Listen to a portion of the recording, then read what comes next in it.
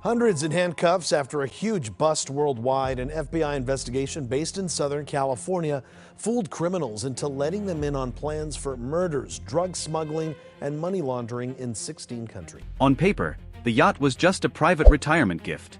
A white, three-deck luxury vessel docked quietly off the coast of Miami, registered through a Delaware shell company, maintained by a crew that never asked questions. But when FBI divers entered the water before sunrise, they were not looking for drugs. They were looking for files. Sealed cartel files. And by the time DOJ prosecutors arrived at the marina, the question was no longer whether a criminal network had reached Washington. The question was how long it had been operating from inside the very agency built to destroy it. At the center of the storm was one man, DEA Director Raymond Cole. For years, Cole had been presented as the face of America's war against cartel power. He stood behind podiums in Washington, announced billion-dollar seizures, praised joint operations with ICE, FBI, and Homeland Security, and promised that no criminal organization was beyond federal reach. But inside the FBI's Miami field office, a smaller group of agents had been studying a different version of Raymond Cole. Not the director on television. Not the decorated officer in front of Congress. The private man who visited Miami every 6 weeks, boarded a yacht named the Meridian Star, turned off every personal device, and disappeared for exactly 4 hours. At first, it looked like luxury. Then it started looking like routine. And routine is what federal investigators watch when they suspect someone powerful is hiding a system. The investigation did not begin with Cole. It began with a missing file. 3 years earlier, a sealed DEA intelligence report tied a Sinaloa-linked money broker to offshore accounts moving bribe payments through Florida, Texas, and California. That file was supposed to be locked inside a restricted evidence server in Virginia. But when DOJ attorneys requested it for a grand jury, the file was gone. Not deleted. Not misplaced. Gone from the system as if it had never existed. That should have been impossible. Only 5 people had clearance. One of them was Director Cole. At first, DOJ assumed it was a technical error. Then another file vanished. Then a witness identity was exposed before a raid in Phoenix. Then a cartel banker disappeared from San Diego 2 days before IC and FBI teams planned to arrest him. Each event looked separate.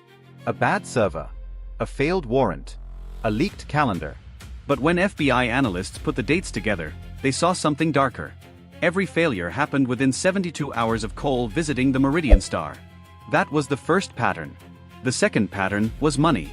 A federal financial crimes team found payments moving through consulting firms, maritime maintenance companies, art brokers, and private aviation accounts. None of the wires said bribe. None of them said cartel. They looked clean. But the same names kept circling the same vessel.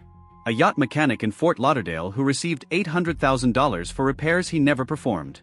A Miami art dealer paid $3.6 million for paintings that were never delivered. A Houston security company that billed $11 million for risk assessment services, linked to no contract, no guards, and no locations. The deeper investigators went, the more the yacht stopped looking like a luxury toy. It looked like a floating vault. And someone inside the DEA had been using it to keep evidence outside government walls. The first physical break came from a crew member named Luis Marquez. Luis was not an informant at first. He was a deck engineer. Quiet, disciplined, and careful. His job was to maintain the lower mechanical systems on the Meridian Star. One night, while checking a pressure leak near the engine room, he noticed something strange. Behind a panel marked as a water purification access point, there was a keypad. Not marine equipment. Not factory installed. A keypad. Luis did what most people would do when working for powerful men. He said nothing. But 2 weeks later, he saw 2 men in suits enter that same lower section carrying black waterproof cases. They stayed below deck for 30 minutes. When they came back up, the cases were lighter. That detail stayed with him. Cases went down full. Cases came back empty. Then Luis saw Raymond Cole step onto the yacht. Not on a guest list. Not in photos. Not officially. He boarded through the service entrance. That was when Luis contacted an attorney, and the attorney contacted the FBI. From that moment, the investigation changed from theory to operation. The FBI opened a sealed corruption case under DOJ supervision. ICE financial investigators were quietly brought in because some of the money trails passed through immigration fraud fronts and fake employment sponsorships. Treasury analysts flagged accounts connected to Panama, Curacao, Dubai, and a small private bank in the Caribbean. But the FBI still had one problem. They needed proof from the yacht itself. Not rumors. Not suspicious payments. Proof. So they watched. For 9 months, the Meridian Star became one of the most quietly monitored vessels in America. Agents tracked fuel deliveries, crew rotations, private catering orders, marina camera footage, satellite movement, dockside maintenance logs, even trash removal. And slowly, the yacht gave up its rhythm. Every 6 weeks, Director Cole arrived in Miami. Every visit, 2 offshore attorneys arrived separately. Every visit, a black SUV from a private security firm pulled up with no plates visible from the front. And every visit, a cartel-linked money broker named Mateo Aranda entered the marina under a fake Canadian passport. Aranda was not a street criminal. He was a cleaner. His job was not to move drugs. His job was to move silence. According to investigators, Aranda had spent years converting cartel money into influence, legal retainers, campaign donations through straw donors, property purchases, offshore insurance policies, and consulting payments routed through companies that existed only on paper. If Cole was the protection, Aranda was the payment system. But even that was not the whole machine. Because when FBI agents compared DEA operation failures with Aranda's travel history, they found something terrifying. Major cartel targets were not just escaping raids. They were escaping specific raids that Cole had been briefed on. A fentanyl lab outside Tucson. A cash storage house in Los Angeles. A weapons pipeline through El Paso. A courier network in Chicago. Each time, the DEA had prepared. Each time, federal partners were ready. And each time, the target vanished before the doors came down. The official explanation was always the same. Operational compromise. But nobody could explain the source. Now the FBI believed they had found it. The sealed files were being copied, removed, and sold. And the yacht was where the transactions were happening. The raid was approved after a final meeting inside a secure DOJ conference room in Washington. No phones. No assistants. No agency-wide memo. Only a small circle from the FBI, DOJ Public Integrity Section, IRS Criminal Investigation, and a separate IC Homeland Security Investigations Unit. The concern was not just that Cole might run. The concern was that someone would warn him. So the operation was kept away from normal DEA channels. That decision alone told agents how serious this had become. When federal law enforcement cannot trust the usual notification chain, the case is no longer about one bad official. It is about a contaminated system. The operation was scheduled for 4:40 a.m., just before marina staff began morning movement and after most private security teams reached their lowest alert point. But 20 minutes before the raid, something unexpected happened. The yacht's engines started. The Meridian Star was preparing to leave dock. That changed everything. If the yacht entered open water, jurisdiction would become Messier. Evidence could be destroyed. Drives could be dumped. Files could disappear into the Atlantic. The FBI commander gave the order early. Move now. Within seconds, black federal vehicles rolled into the marina without sirens. Tactical teams split into 3 groups. One secured the dock. One moved toward the main deck. One went below, toward the hidden compartment Luis had described. On the upper deck, agents found 3 private security guards reaching for radios. They never got the call out. On the main deck, a DOJ prosecutor stood with the warrant in hand as FBI agents entered the salon. Inside, the luxury was almost absurd. Polished floors. Champagne glasses. Leather seating. A wall of tinted glass facing the water. And at the center table, Director Raymond Cole sat in a navy pullover, staring at a laptop that had just been unplugged from a secure drive. For 2 seconds, nobody spoke. Then one agent said, "Director Cole, step away from the table." Cole did not move. He looked past the agents, toward the windows, as if calculating whether someone outside was still coming to save him. No one was. The laptop was seized. His phone was seized. His watch was seized. And then federal agents escorted the DEA director off his own yacht while marina workers stood frozen behind police tape. That image would have been enough to shake Washington. But what agents found below deck was bigger.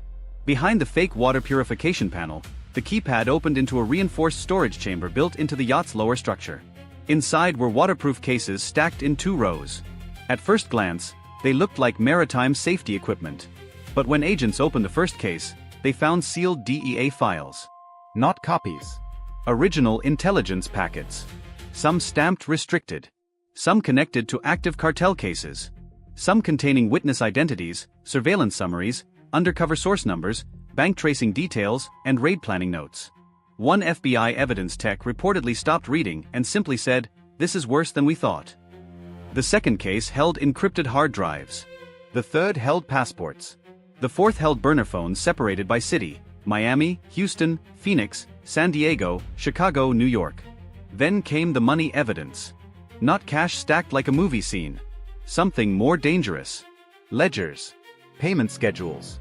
Names of shell companies. Dates matching federal enforcement failures. A bribe network estimated at $150 million over 5 years.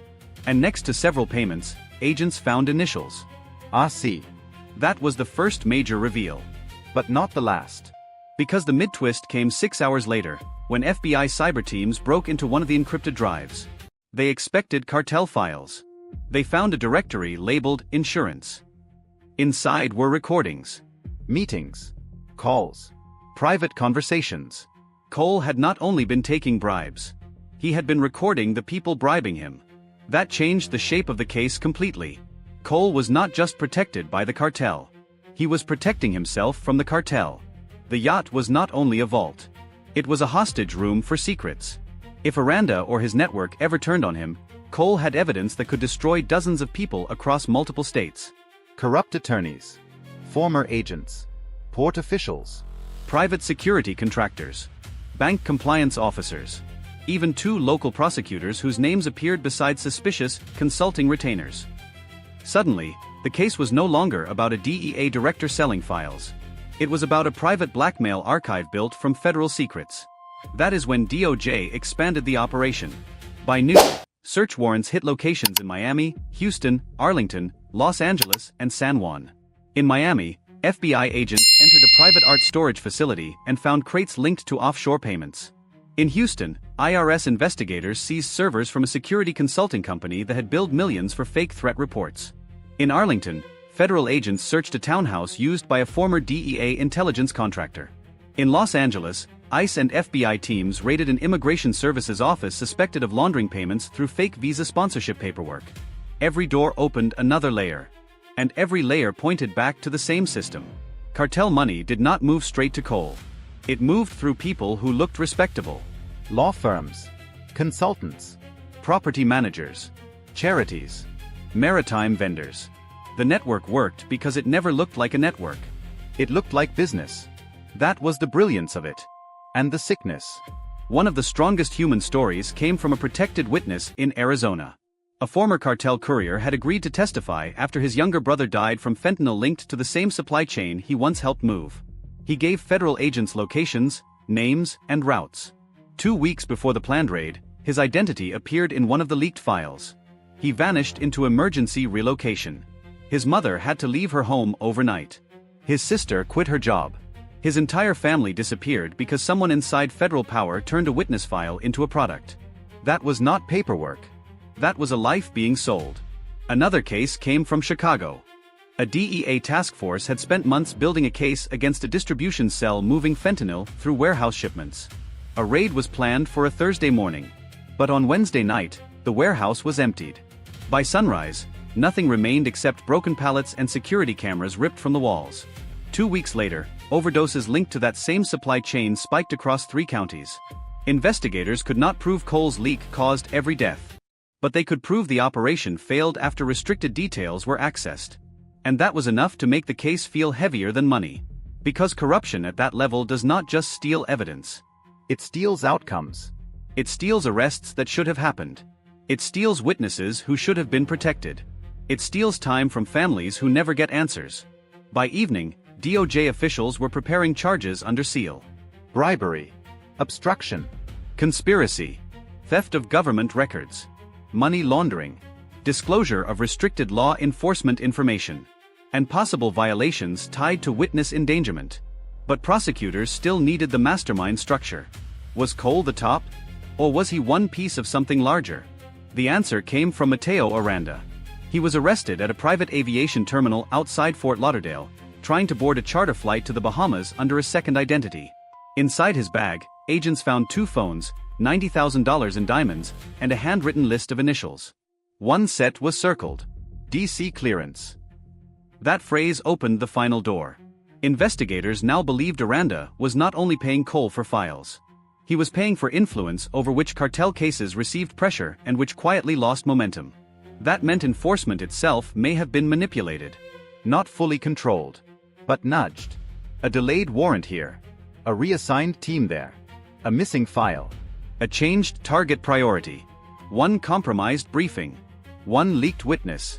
One cancelled operation that never made headlines. That is how a system protects itself. Not by announcing corruption. By making failure look normal. The final realization was brutal. For years, Americans had watched federal press conferences celebrating massive seizures and cartel takedowns. But behind some of those same operations, investigators now believed a parallel market had formed. Federal secrets had a price. Raid schedules had a price. Witness names had a price. And the man trusted to lead the fight had allegedly turned access into currency. By the time Cole was transported from Miami to a secure federal facility, the yacht was still being searched. Agents removed boxes through the night. Hard drives. Documents. Encrypted devices. Financial ledgers. Even a hidden safe beneath the master cabin floor. Inside that safe, they found one final item that stunned the room. A sealed DOJ subpoena request from an investigation that had not yet been served. That meant someone was not only stealing DEA files. Someone had access to future DOJ movement. And that meant the purge was just beginning. The raid on the Meridian Star was not the end of the investigation. It was the first public crack in a wall that had been standing for years. And once that wall opened, the picture became impossible to ignore. This was not a yacht scandal. It was not just one official with offshore money. It was a warning about what happens when criminal systems stop attacking law enforcement from the outside and start buying access from within. Because once a cartel can purchase files, it does not need to outrun the government. It can wait for the government to tell it where the danger is coming from. And that is why this case shook every agency connected to it. FBI, DOJ, ICE, DEA, Treasury. Every office had to ask the same uncomfortable question. How many failed cases were really failures? How many leaks were called mistakes? How many protected targets walked away because someone powerful had already sold the map? By the next morning, the Meridian Star sat sealed behind federal tape. The polished decks were empty.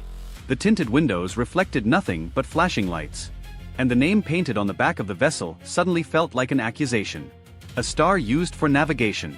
A vessel built for direction. But inside, investigators found a compass pointing straight into corruption. So now the real question is bigger than Raymond Cole. If a $150 million bribe network can hide behind shell companies, sealed files, luxury vessels, and trusted titles, how many other systems are still operating in silence? And how many people will only find out after the next raid comes too late? If this case made you question how deep institutional corruption can go, don't just watch and move on.